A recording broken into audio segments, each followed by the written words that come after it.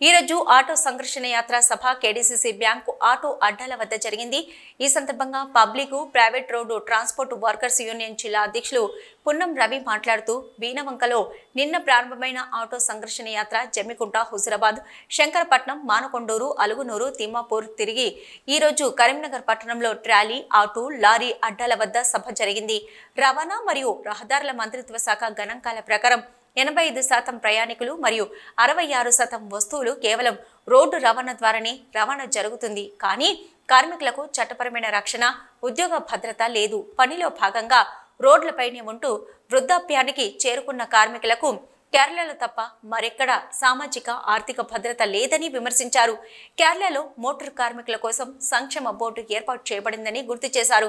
జాతీయ స్థాయిలో సంఘటిత రోడ్డు రవాణా కార్మికుల కోసం సామాజిక భద్రత అవసరమని, ఇది అమలు చేయాలని కేంద్ర ప్రభుత్వాన్ని డిమాండ్ చేశారు।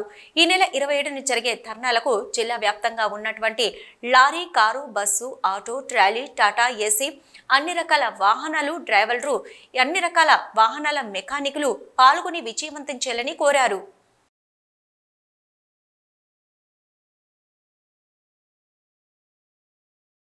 నిన్న ఆటో సంఘర్షణ యాత్ర వీణవంకలో మండలంలో ప్రారంభమైంది। అట్లాగే జమ్మికుంట, హుజురాబాదు, శంకరపట్నం, అట్లాగే మానకొండూరు, తిమ్మపూరు, ఇంకా ఈ అలుగునూరు, అట్లాగే లారీ అసోసియేషన్ వద్ద కూడా ఈ యొక్క సభను ఏర్పాటు చేసి, ఈ సభ ఉద్దేశం ఏంటంటే రవాణా రంగ కార్మికులకు సంక్షేమ బోర్డు ఏర్పాటు చేయాలని, అట్లాగే భారతీయ న్యాయత సహిత చట్టం ఏదైతే కేంద్రంలో ఉన్న బీజేపీ ప్రభుత్వం తీసుకొచ్చిందో దాన్ని వెంటనే సవరించాలని, అట్లాగే రాష్ట్రంలో వచ్చిన కొత్త ప్రభుత్వం ఏదైతే ఇప్పుడు 9 నెలలు 10 నెలలు గడుస్తూ ఉన్నారు, ఇంతవరకు కూడా ఆటో డ్రైవర్లకు ఎలాంటి ప్రకటన చేయలేదు। ఇప్పటి వరకు రాష్ట్ర వ్యాప్తంగా 100 మంది ఆటో డ్రైవర్లు ఆత్మహత్య చేసుకున్నారు। ఇంకా ఎంతమంది ఆత్మహత్య చేసుకోవాలని చూస్తూ ఉన్నారు అనేది కాంగ్రెస్ ప్రభుత్వాన్ని సిఐటిగా డిమాండ్ చేస్తూ ఉన్నాము।